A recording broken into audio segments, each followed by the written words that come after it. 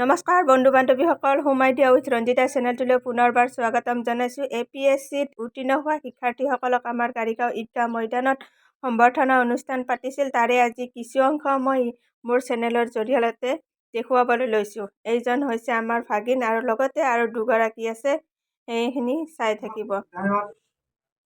মাঘ বিহু এই পবিত্ৰ ক্ষণত আমাৰ ১ নম্বৰ ৱাৰ্ড অঞ্চললৈ সুনাম কঢ়িয়াই অনা আমাৰ যিটো সদ্য ঘোষিত যি চূড়ান্ত ফলাফল, সেই ফলাফল ঘোষণা অনুযায়ী আমাৰ এই অঞ্চলত গৌৰৱ কঢ়িয়াই আনি তিনিগৰাকী আমাৰ সন্মানীয় যুৱক যুৱতী আমাৰ সন্মানীয় ব্যক্তি আমাৰ এই অঞ্চললৈ সুনাম কঢ়িয়াই আনিলে। তেখেতসকললৈ আমি ১ নম্বৰ ৱাৰ্ডৰ পাৰিষদ হিচাপে আৰু ১ নম্বৰ ৱাৰ্ড ৰাইজৰ হৈ তেখেতসকলক আমি আজি এই অনুষ্ঠানৰ মাধ্যমেদি সম্বৰ্ধনা জনাম। তেখেত তিনিগৰাকী হৈছে ফ্লৰিনা বেগম, যিটো APSCৰ সদ্য ঘোষিত। তেখেত হৈছে এছিষ্টেণ্ট একাউণ্টেণ্ট ছাৰ্ভিচত এছিষ্টেণ্ট একাউণ্টেণ্ট অফিচাৰ। ঠিক তেনেধৰণে চিৰঞ্জীৱ ডেকা আমাৰ সদিলাপুৰত তেখেতৰ এছিষ্টেণ্ট একাউণ্টেণ্ট ছাৰ্ভিচৰ এছিষ্টেণ্ট একাউণ্টেণ্ট অফিচাৰ হিচাপে তেখেতৰ যোগ্যতা পাইছে বা তেখেতে নিজৰ পদমৰ্যাদা ৰাখিবলৈ সক্ষম হৈছে। ঠিক তেনেধৰণে আমাৰ ৱাৰ্ডৰে এটাৰ পৰিত আমাৰ ইয়ালৈ উঠি অহা আমাৰ চালিম মাজিদ এছিষ্টেণ্ট অডিট ছাৰ্ভিচৰ তেখেতে এছিষ্টেণ্ট অডিট অফিচাৰ হিচাপে তেখেতে ইতিমধ্যেই চৰকাৰী যি ঘোষণা, সেই ঘোষণা অনুযায়ী তেখেতসকলে যোগ্যতা অৰ্জন কৰিছে। আমি তেখেতসকললৈ ১ নম্বৰ ৱাৰ্ডবাসীৰ হৈ আমি অভিনন্দন, কৃতজ্ঞতা জনাইছোঁ আৰু আশা ৰাখিছোঁ তেখেতসকলে আমাৰ এই অঞ্চলত প্ৰতিনিধিত্ব কৰি আমাৰ এই অঞ্চলৰ যিসমূহ উঠি অহা যুৱক যুৱতী, শিক্ষিত নিবনুৱা সকলৰে প্ৰেৰণা হওক আৰু তেখেতসকলৰ মাধ্যমেৰে আমাৰ এই অঞ্চলৰ যি সমস্যা, নিবনুৱা সমস্যাই হওক বা আমাৰ অঞ্চলটোৰ বিভিন্ন সমস্যা আছে, এই সমস্যাসমূহ কিছু ক্ষেত্ৰত তেখেতসকলে নিজে কৰিব নোৱাৰিলে তেখেতৰ ছোৱালীও DFO হিচাপে ৰেঞ্জাৰ হিচাপে ইতিমধ্যেই ফৰেষ্ট ডিপাৰ্টমেণ্টত কৰ্মৰত হৈ আছে।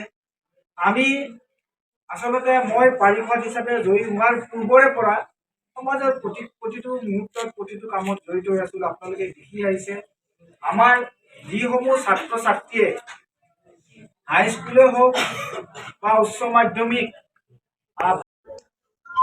সেই দক্ষতা অনুযায়ী তেখেতসকলে যিখিনি পাৰে সেই কামখিনি কৰি যাব আৰু আমি তেখেতসকলক মাত্ৰ এটা সামান্য আমি ৰাজহুৱা হিচাপে তেখেতসকলক এটা সন্মান জনাব বিচাৰিছোঁ আৰু তেখেতসকলে সন্মান আমাৰ ৰক্ষা কৰিব আৰু আমি অনাগত দিনত তেখেতসকলৰ পৰা যথেষ্ট পাম। আৰু যদি তেখেতসকলৰ মাজৰ পৰা ক'ব বিচাৰে তেখেতসকলক ক'বলৈ দিম, তাৰ পূৰ্বেই আমি তেখেতসকলক সম্বৰ্ধনা জনাবলৈ বিচাৰিছোঁ। সম্বৰ্ধনাটো মোৰ ফালৰ পৰা জনাম, যিহেতু গোটেই ৰাইজক প্ৰতিনিধিত্ব কৰিছোঁ। আৰু যদি বেয়া পায় আপোনালোকে যদি কোনোবা দিব পাৰে দিব, মই সেইটো বেয়া নাপাওঁ। প্ৰথমে মই সম্বৰ্ধনা জনাব বিচাৰিছোঁ আমাৰ এছিষ্টেণ্ট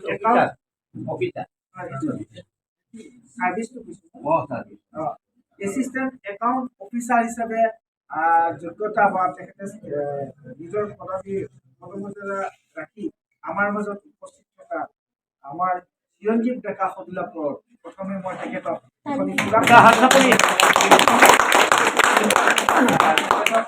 প্ৰথমে সুনাম গামোচাৰে সম্বৰ্ধনা জনাই আৰু ইয়াৰ পিছত মই তেখেতক আমাৰ ১ নম্বৰ ৱাৰ্ড উন্নয়ন সমিতি আৰু আমি যৌথভাৱে যিহেতু অভিনন্দন চলাই আছোঁ, এই অভিনন্দনটো তেখেতলৈ জনাইছোঁ।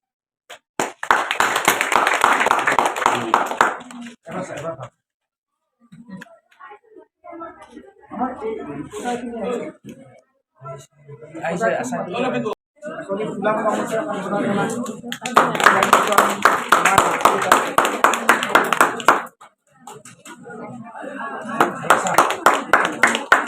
ভিডিঅ' কৈছে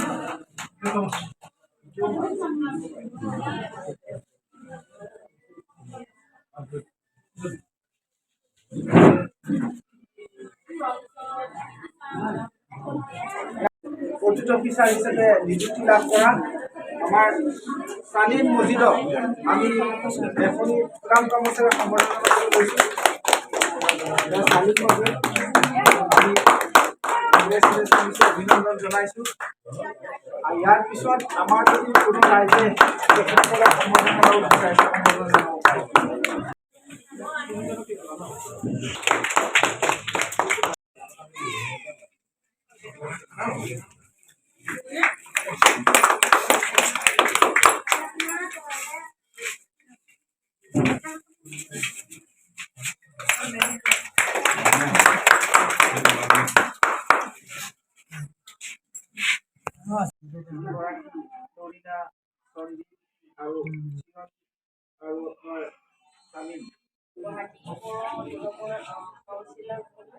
আৰু উপস্থিত ৰাইজ, মোৰ নাম ফৰিনা বেগম, মই কাৰিগাঁৱৰ বোৱাৰী আৰু মই এইবাৰ APSC 2023 মই এছিষ্টেণ্ট একাউণ্ট অফিচাৰ হিচাপে নিযুক্তি পাইছোঁ।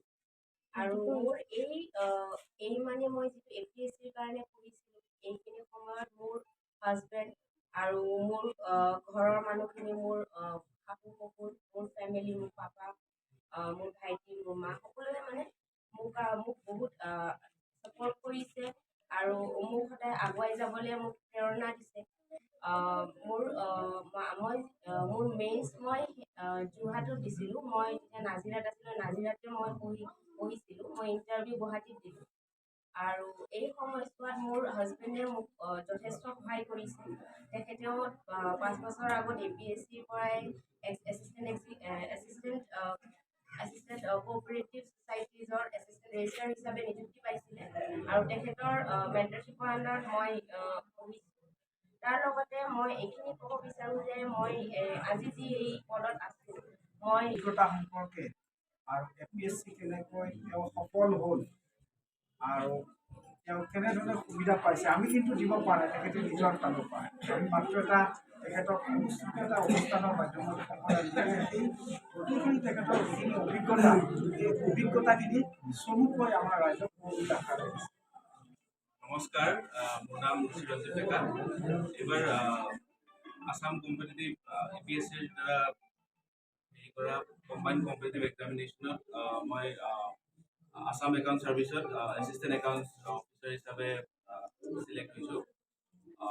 মই APSCৰ জাৰ্ণিটো 2020 COVID-19 যেতিয়া লকডাউন চলিছিলে তেতিয়াৰ পৰা মই জাৰ্ণিটো আৰম্ভ কৰিছিলোঁ আৰু মই কোনো ধৰণৰ কোচিং বা তেনেকুৱা একো হেৰি লোৱা নাছিলোঁ, নিজে চেল্ফ ষ্টাডি কৰিছিলোঁ। তাৰপিছত 2022 মোৰ ফাৰ্ষ্ট এটেম্প্ট আছিলে।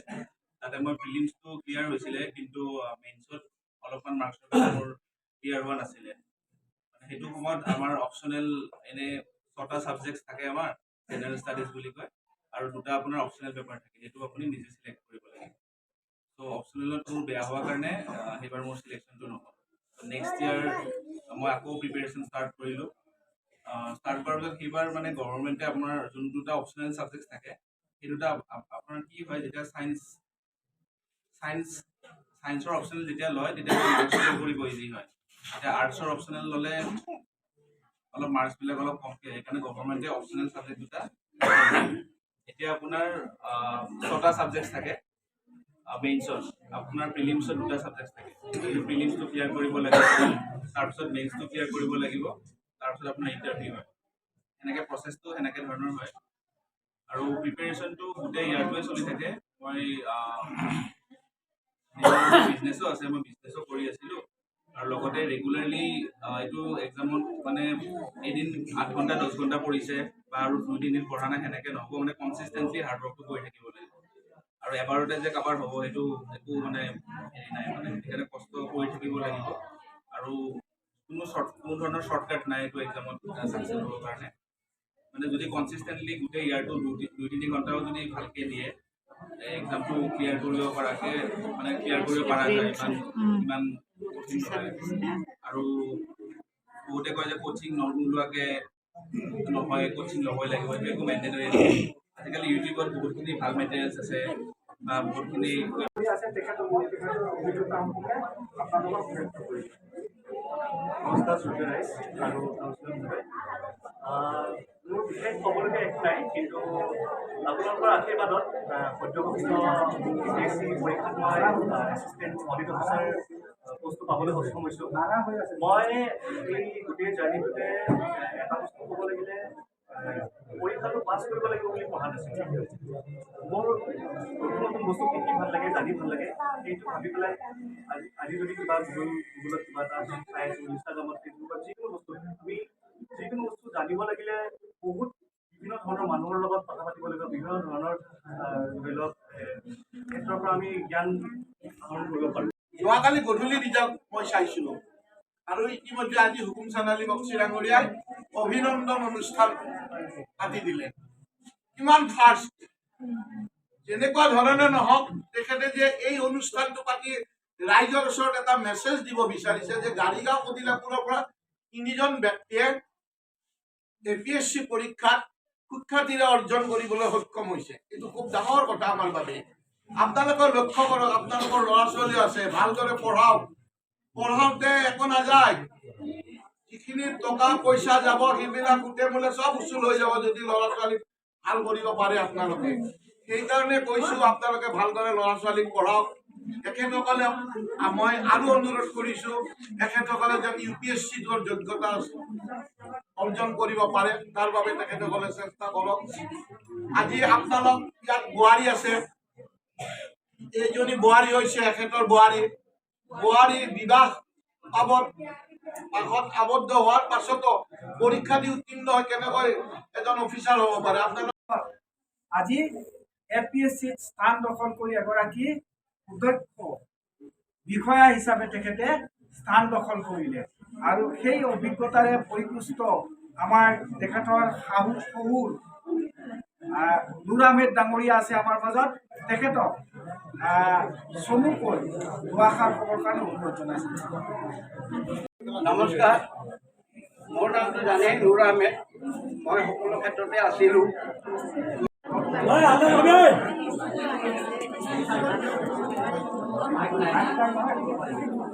মাননীয় আমাৰ 1 নম্বৰ ৱাৰ্ডৰ পাৰিষদ মহোদয় বক্সি সাহেব, মাননীয় এইখন সভাত উপস্থিত থকা মোৰ শ্ৰদ্ধেয় ব্যক্তিসকল, মাননীয় ভাই বন্ধুসকল, ভনীসকল, যিসকল আপোনালোক আজি ৰেচন কাৰ্ডৰ কাৰণে মানে আজি চৰকাৰী অনুষ্ঠানত তেখেতে আপোনালোকক মনোনয়ন কৰি আনিছে ৰেচন কাৰ্ডৰ বিষয়ে। কিন্তু মোৰ সাধাৰণ এটা ক'বলগীয়া আছে এইকাৰণে, তেখেত ইয়াৰে স্থানীয় মানুহ, ময়ো স্থানীয় হৈছোঁ, সেইটো বেলেগ কথা, কিন্তু মোক বহুতেই চিনি পোৱা নাই। মোৰ ঘৰ কমলপুৰৰ কেন্দুমনা বুলি এখন জেগাত ঘৰ। মই আহিছিলোঁ গুৱাহাটী ইউনিভাৰ্চিটিত পঢ়িব 1992 চনত। তাতে থাকোঁতে 7 মাইলৰ মাধৱ গোস্বামী ছাৰ এন্থ্ৰপলজিৰ হেড আছিলে, তেখেতৰ অলপমান মাটি লৈ ভেটাবৰীত তাতে মই থাকিলোঁ। থাকি ল'ৰা ছোৱালী দুটা, এওঁৰ ডাঙৰ ল'ৰা আৰু সৰুজনী মধুস্নেহা, এওঁৰ নাম চালিম মজিদ, ঘৰখনৰ নাম নৰ। তো এই সৰুৰে পৰা মেট্ৰিকতো ভালেই ৰিজাল্ট কৰিছিল, 92% পাইছিলে। কটনৰ পৰা হায়াৰ ছেকেণ্ডেৰী পাছ কৰিছে। আমাৰ আছাম ইঞ্জিনিয়াৰ ওপৰত মাষ্টাৰ্ছ ইঞ্জিনিয়াৰ হৈছে। তাৰপিছত দুলীয়াজানত অইলত চাকৰি দিলোঁ। অইলত চাকৰিৰ পৰা গুচি আহিল কেইদিনমান পিছত থাকিয়ে যে আব্বা মই অইলত চাকৰি নকৰোঁ, ৰাতি 2টা বজালৈকে ডিউটি থাকে, ৰাতি 2টা বজাতো টোপনিৰ পৰা ভগাই পেলাই মাতি নিয়ে, এইবিলাক হয়। কিন্তু মোৰ বহুত ইচ্ছা আছে অসম লোকসেৱা আয়োগৰ পৰীক্ষা মানে চেষ্টা কৰা। মই ধৈৰ্য ধৰিম, তুমি ধৈৰ্য ৰাখিব পাৰিবা নোৱাৰা, কাৰণ এবাৰতে কোনো নোৱাৰে।